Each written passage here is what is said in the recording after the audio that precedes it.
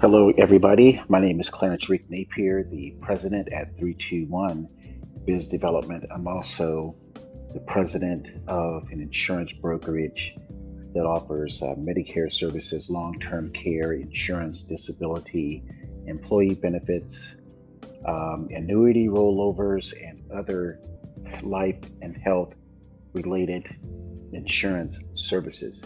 Today is February 6th, 2024. And this podcast episode is really about business development and sales system topics. And again, the reason why I want to do this episode, it's really this podcast 321 Biz Development or 321 Sales Dogs. Part of it helps me as a person who has to just continue to believe in my own um, content. And every day I engage customers face to face, or I engage prospects face to face, and I engage people via the phone. So I always like to tell people that you must use your own product. You must believe in your own product, because if you don't believe in your own product, how can you market that product or service to someone else? And actually, in the 321 Biz Development 6 to 9 hour training session, we talk about the, the four, it's like 3 to 4 things. I may tell you the fourth one. The first one is that you must believe that your product will benefit people in the long run.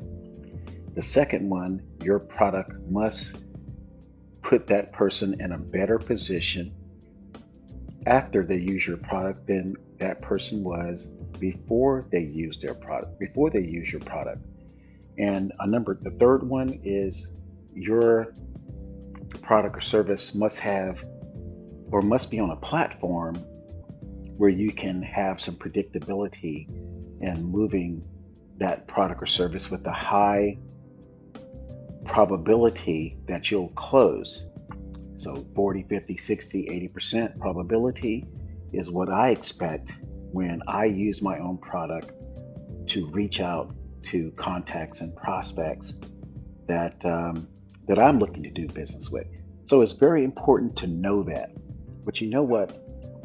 The the this story, this podcast episode for today, I just told you where I am today, but I need to take you back to where I was like in 2010, 2011, up to the time where I started 321 Biz Development, which was November 1st, 2014. So when I take you back to 2010, and again, this episode is partially for me.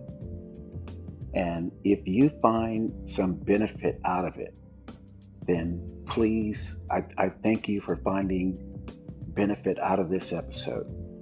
Because this episode, even though it's about business development and sales system training, it's really about what you believe in and what you want to achieve as you set your own goals. Now, this particular theme and this subject matter that I'm going to talk about next really just talks about sales. But a lot of people can take this conversation about improving your sales to different areas of your life. Now, I'm not a psychologist, I'm not a motivational speaker. I am a person who focuses on improving sales performance, sales productivity, and improving or helping people improve their businesses. That's what 321 Biz Development is all about. So let me take you back to 2010. 2010, I was right after, I was right out of the mortgage crisis there in Northern California, between San Francisco, or actually San Jose to Sacramento, and I was working in the financial services industry. And I'm the kind of person that I'm going to find a way to find a solution to what I want to accomplish. That comes from a corporate background. That comes from serving as a combat veteran or a combat soldier for like 8 years when I add up all the time. So where I was in 2010, I was in this position where I understood my financial services products to the nth degree, but I knew there was something missing because I could not move forward in a predictable way with success to have conversations with high income individuals like in Silicon Valley and San Francisco. So I would always challenge myself. I said, okay, so if I want to, have a have some success in selling, products and services where people may pay $2 million for a product or service, where I'm talking about they might pay $10,000, $20,000 per month for a financial services product. And in Silicon Valley and San Francisco, that is not out of the question. So what I did, I said, okay, let me find a company where they market to high income individuals, high net worth individuals. And this company was in San Jose, California. So I said, okay, so I got the contract to sell for them. And they said, hey, Clarence, come on down to Silicon Valley or San Jose. And this is right next to the San Jose International Airport. This was the office was. It was a technology drive. So I'm sitting there and I'm listening to the managers talk about the products and services, and I already knew how to sell. But what my conflict was, how could I talk to someone in San Jose, in Sunnyvale, in where else? Atherton, Hillsboro, Woodside, California, about these products, Los Gatos, because these people were, millionaire. They were millionaires, multimillionaires, but they still needed the product. The product was still beneficial to them. And I think what was missing, in fact, I know what was missing based on where I am right now. The company did not have a sales system.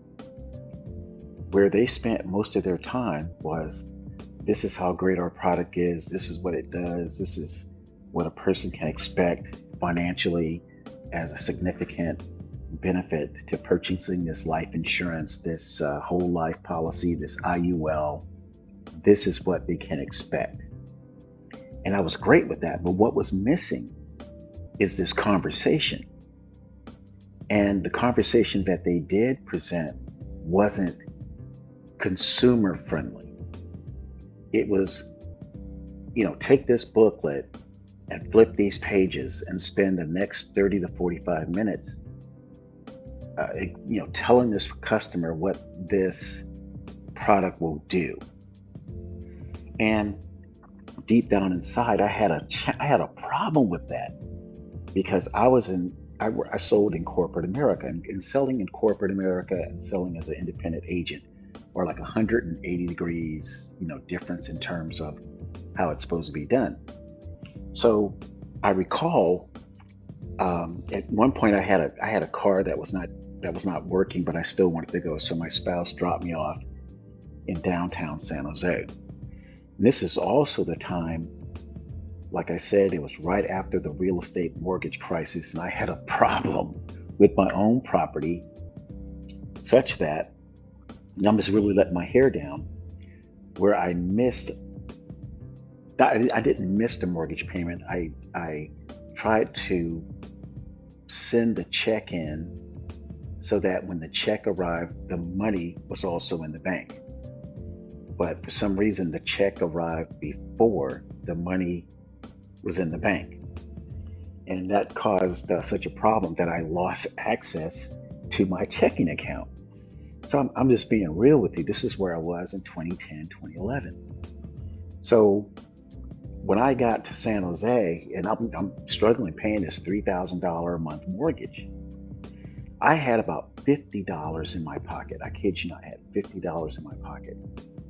And that money was supposed to last about 3 days, and I already had covered the hotel rent. And I found myself like, here I am, about maybe 50 miles from home. I had $50 in my pocket that was supposed to last 3 days until I was going back to where I lived in Northern California, a little north of San Francisco. And I'm sitting in this room and I'm saying to myself, man, I really can't buy too much, because I need this money to last for about 3 days. So I found myself buying top ramen and very inexpensive stuff. And, for 3 days. And fortunately, the training center had like a decent lunch. But I'm sitting here going, man, I'm on the edge of existence with my business. Here I am down in San Jose, California, the financial, like the wealthiest area in the United States, and I want to sell these very high end products to high net worth individuals, but I'm struggling with it. I am struggling with it. So when I left the training, I went back to my home and I said to myself, man, I am totally missing something. And it wasn't until I had something very negative happen in my life. And if you ever meet me in person, I'll tell you what that was. But I had something very negative happen in my life. Like I mentioned, the dates did not jive with the mortgage payment hitting the bank. So I lost access to a checking account. I couldn't get a checking account anywhere for about 3 years.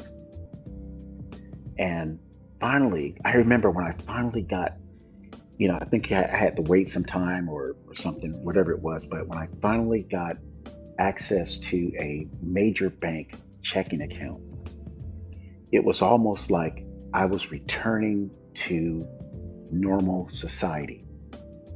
It was almost like a person who, and I'm just kind of thinking this is how it would be, like a person that was in prison for like 10 years. And then when they got out of prison, they were like, oh, I'm back in the community and man, things have changed. I feel like I'm still maybe in prison, even though I'm out. It was one of those kind of things where you had to make an adjustment just to be normal again. I kid you not, it was so weird. But at the same time, I said to myself, let me take a few months and discover what was missing in my sales business. So for about 6 months to 9 months, I think I spent a total of, I want to say like about, it was over a year and a half, but let's say I think I put like maybe 2,000 hours. And by the time I was done, it was 6,000 hours over a 2-year period, where I was slowly beginning to figure out what I was doing wrong in my sales business. So on November 1st, 2014, that's when I launched 321 Biz Development, because I discovered by that time I had spent like a year and a half trying to figure out what was wrong. And when I figured it out, I started meeting with CPAs and attorneys, dentists, plastic surgeons, real estate brokers, and any business owner that sold something that was valued at $1,000 or higher, or the commission was $1,000 or higher. And when I first met with a CPA, I think the CPA was in the city of Roseville, California. And it was right after Christmas. I had called the person before Christmas, left a voicemail. The CPA called me back like a day or two after Christmas and said he wanted to meet.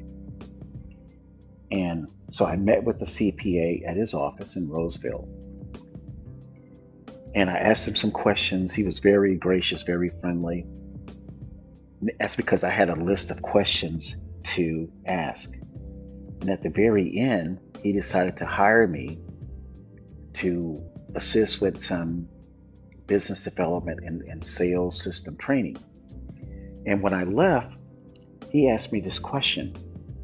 He said, Clarence, he goes, you called me and set this appointment about trying to help my CPA practice. He said, I've been a CPA for about 25 years.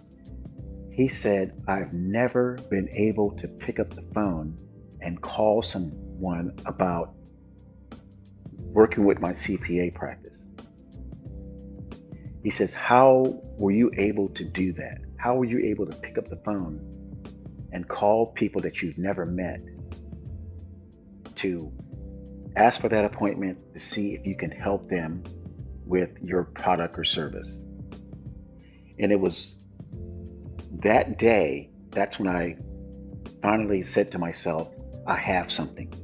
I have someone who has been a CPA for 25 plus years, finished a bachelor's degree, spent the 4 to 5 years working at a large CPA firm to qualify to get the CPA certification.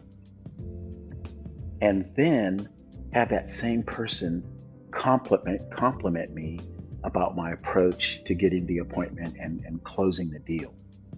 Now, that particular situation happened 3 to 4 more times within the last 6 months with CPAs, with attorneys, with a dentist, with I think I said attorney.